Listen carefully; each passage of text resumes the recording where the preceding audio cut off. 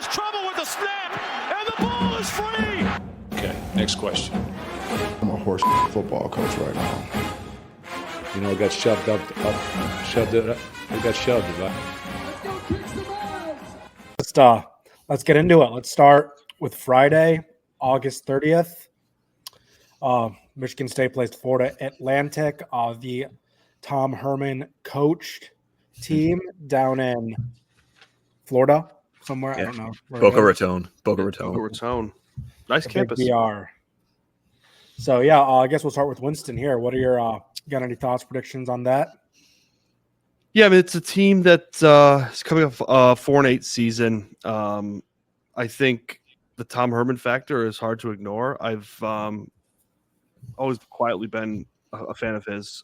Those Ohio State offenses were juggernauts when he was running them. He obviously didn't quite have the success that many expected at Texas.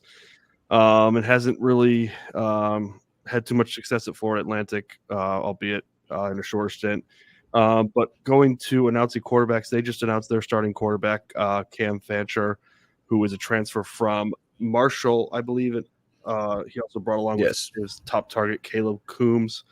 I haven't watched much of Fancher. I've just read about him just today.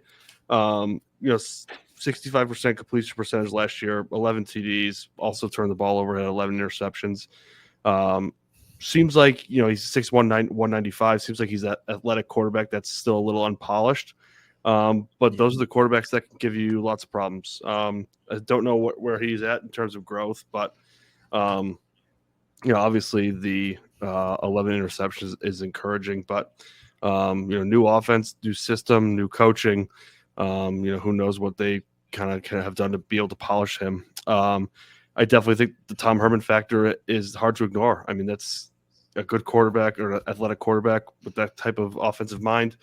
I'd like to say this could be a cakewalk, and I think it should be. But who knows what? I think we have as much question marks as anybody. So I expect this to be a win for the team, but definitely very anxious to see what the team looks like Friday night. Maybe can't wait. Yeah, it's. I think you hit a nail on the head with the Tom Herman stuff. I mean, he's been an offensive guru at the college level everywhere he's been. And I mean, even at FAU, they haven't quite lived up to expectations, but he's still put together a decent unit. I mean, they didn't have a good year last year, but before that, they were still doing pretty well. And those years at Texas, he would have anywhere else except for like the big national brands, he probably would have stuck around even longer. Just the way he was, just the way things were going. But that's how things work in Texas. And as far as Fancher goes, I saw him play one time and he got benched. So that doesn't tell you quite a lot. I mean, Winston, like you said, he is the unpolished kind of mobile quarterback that could give you some kind of trouble. But at the same time, that comes with those inconsistencies that can give us extra possessions and just kind of turn the game in our favor if we put enough pressure on him. And he does have a couple other – I think there was another receiver that came over there from Marshall too. So there's a little bit of continuity in their passing game. We'll just have to see how that shapes out. And defensively – well, stick on offensive first. They have a running back that played at UMass and was at Michigan before that. So I thought that was interesting. And defensively, there's two guys back from their defense. So ripe for the picking, I guess. Seriously. I think we all want every game to be a blowout. So saying hopefully this game's a blowout isn't really saying much. I think we just need to see encouraging signs. Obviously, the first game of the year can always be kind of weird, especially with a brand new coach, pretty much half a brand new team. They can start slow. We're no stranger to that in our best and worst years. Any team's no stranger to that at times. But if we aren't letting the receivers just run down the field, that would be very encouraging. Having our offense stay on the field for more than like a quarter of the game against a really bad team would be very encouraging. Just just don't stay healthy. Don't fall on your ass. I think this game's going to be a win. Yeah, should be. I agree. Okay. Take care of business. We're all projecting a win for this one. Yeah. So next week we will be at College Park. That is a pretty big day. Did not think we were going to have a Big Ten game that day when I took my wedding. Really hoping we would have had Prairie View that weekend. So that's nice. Yeah, Nikki, you're lucky you're a good friend because it goes against one of my top rules: no weddings during football season. Yep. But you know what? I think a lot of people looking at that date would have not guessed that there'd be a Big Ten game that day. Yeah. Yeah, that's hands up. Well, anyway, when it comes to the game, Willie, what are you thinking? Start us off here. Well, Maryland's had our number the past 2 years. It's a team that traditionally has not been a problem for Michigan State, but obviously, given our struggles over the past 2 years, they've certainly taken care of business against us. One thing I think is I don't know, saving grace seems a little dramatic, but a positive is the departure of Talia Tagovailoa. When he was quarterback, they were throwing the ball all over the place, and that just was not a great matchup against our weak defensive backfield. Hopefully, that will change. They've got a little bit of a quarterback battle going on. Billy Edwards Jr. started their bowl game last year. And then the other guy is MJ Morris. Yeah, transfer from NC State. I think he started like 7 games there. I'm expecting that Edwards will be the guy. I don't know much about him. I haven't seen him play. I'd be lying to you if I said I watched the whatever bowl game Maryland was in last year. But I think that's a tall order to replace that quarterback. I think their team is coming in with question marks too. I think Loxley is kind of got them to a place where they're a respectable team, but they haven't been able to really, jump past that 7-6, 6-6 type 7-5, 7-6 season. So I think it's going to be another game that MSU should win. I think going on the road is not ideal, but they're going to do it eventually. But Michigan, look at some of the other teams in the conference, they don't leave their home field until like late October. So, it'll be interesting to see. Again, this is a total coin flip for me. I really have no idea what to expect. I would have a much firmer prediction after I see what we look like against Florida Atlantic, but I think it's a win. Maybe it's optimistic. Maybe it's maybe it's the dying Spartan in me, but I think it's a win. If I'm Maryland, I'm starting Morris over Edwards, by the way. Just my opinion, because he's the more, especially with the trouble that we've had with Talia the past couple of years, Morris is the more comparable athletic mobile quarterback, even though he's got the smaller sample size and everything. And he's played for a team that was, for all intents and purposes, competing for a little bit short of a conference championship. With NC State, they've always been competitive, but never been right there at the top. But this is going to be a game for us that is very key on the secondary, because not only do you have that possibility of the more mobile quarterback, but you also have I think their top 3 receivers or 3 of their top 4 receivers are back this year, and that's always been a good passing game. That's been something that's given us trouble, and they're all big. They're all 6'2", 6'3", and that's something that you really got to fight up, really battle against. And then even when you do get that, they have a running back who went over 1,000 yards. Hold on. Yeah, I think this is a game. Yeah, solid running back. Yeah, running back who had had over 900 yards and 10 touchdowns 2 years ago. So it's not one dimensional by everything, even though they're all more passing. So it's definitely not going to be an easy game, especially over in College Park. Yeah, I think it's a game where Joe Rossi's got to kind of show us why we pay him the big bucks. Good point. The DBs are going to step up, no doubt. Yeah. Here's the thing. They can't be 130th again. Can't do it. Here's the thing. Brand new staff. They're losing like almost their entire O-line. Mike Loxley's a fraud. We're not losing on my wedding day. We're going to win this game. Like, that's really all I've got there. We're going to hopefully not, again, if our defense doesn't just let the receivers do whatever they want, that's a big game changer for us. I think we are going to win this game, and we'll feel very good for after this weekend. Next game, Prairie View. We're winning that game. You guys have anything to say about Prairie View? No, I mean, pull the starters. Stay healthy. Yeah, I watched them lose 69-0 to SMU last year.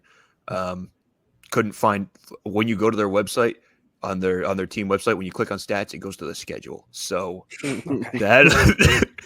that'll tell you a lot. They have a pretty good band, but that's it. Yeah, that should be a win.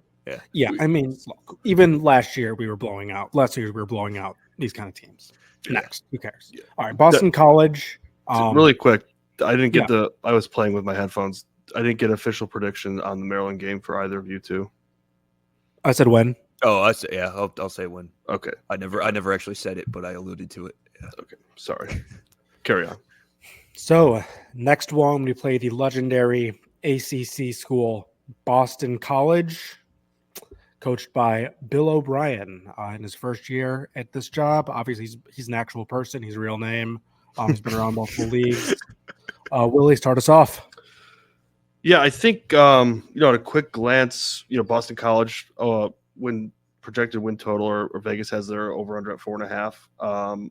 Similar to us, I think that a lot of people are going to think, Boston College, not a big time football school, not an opponent we have to worry about.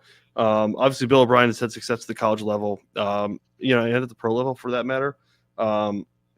This is not a team I think we should look past. They have a returning quarterback, Thomas Castellanos, threw a lot of picks last year, which bodes well for us. But he also ran for 1,100 yards and 13 TDs.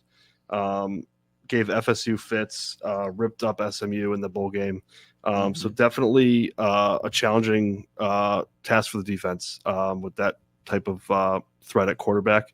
Hopefully, we get the version of him that throws picks. But in any version of that game is going to be a tough task for the defense. Having said that, I don't know if you guys have looked at the Boston College schedule to start the season. They go to FSU for their first game. Then they play Duquesne, Cupcake, but then they go to Missouri for their third game. So they're going to be pretty beaten up or tested by the time they get to that Saturday in Boston. But that could also be, a team that's 1-2, that's desperate for a win, playing a team that they probably feel pretty confident they can beat. So again, this is a tall task for Michigan State, but I think it's a game they should win, and I think they will win. Yeah, I'm interested to see what that team looks like under Bill O'Brien, because they've got talent on there. You mentioned Castellanos. He was he's a turnover machine, but last year he was the first Boston College quarterback ever to throw for 2,000 and run for 1,000 in a season. So that you got a dynamic playmaking quarterback like that. Although he's really short, he's only 5'9", so maybe we can give him the Russell Wilson treatment or something. But they also have a couple really good transfer receivers that are in there that are a little different than what they're used to.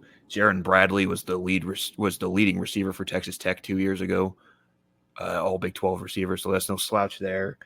Their running backs, I mean, one of them went for 8 touchdowns last year, 780 total yards, and then the other one was Treshaun Ward, transferred in from Kansas State, but started his career at Florida State, and he's run for over 500 yards in this season 3 times with at least 5 touchdowns in this season a couple times.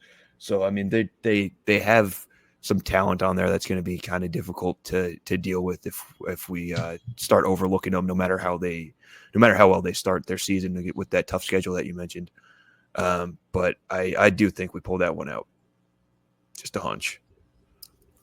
This game definitely with Bill O'Brien will be a good way for Jonathan Smith to kind of lick his chops and get the coaching hat out.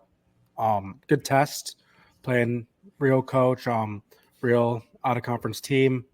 We're in Boston, which is not ideal. I could see this just because I could see this one being a loss. Just think 3 good games in a row. We could just get out coach. Aiden Childs is young. He could have an off game. I just feel like with a place like this, we've been traveling. This will be our second away game, second time on the East Coast. Could just be a little more tired, more beat. And Boston College could just be insanely desperate. Also, imagine if they're like 3-0 going into it. That would be insane. Yeah. That would be scary. That'd be rough. That would be scary. One thing to consider, and I totally agree with you on the Bill O'Brien part of it. They're going to be a well-coached team. We know that. One thing I'll say, and it's a road game. There's travel, but I do think that there will be a strong Spartan presence, given the just the East Coast alumni base that they have, whether it's coming from New York or Boston or the surrounding areas. I think that'll be a strong Spartan crowd there to cheer on the boys. I'm planning to be there along with our good friend Mikey and maybe even Derek the Menace Malakowski. So, yeah. So I just think my gut tells me there'll be a good green and white crowd there. But great point on the young quarterback Aiden Childs going on the road for the second time against the Power 5 team. Is the Power 5 still thing, or is it Power 4 now? I don't even know. Power 4. It's Power 4. Yeah. It's Power 4 riding. So that quarterback makes me nervous. I mean, the interceptions. I mean, we could throw the ball over a ton, but if their offense doesn't score any points, it really doesn't matter too much. So we'll see. If we lose this game after Rutgers last year, you guys are seriously banned. Big time. Seriously banned. Yeah, they're only allowed to attend games at the big house. Yeah. Cool. So, Nick, you got this one as a loss for us? I'm talking on as now. Travi? Yeah, I said I think we're going to win it, but very, very not totally confident in that one.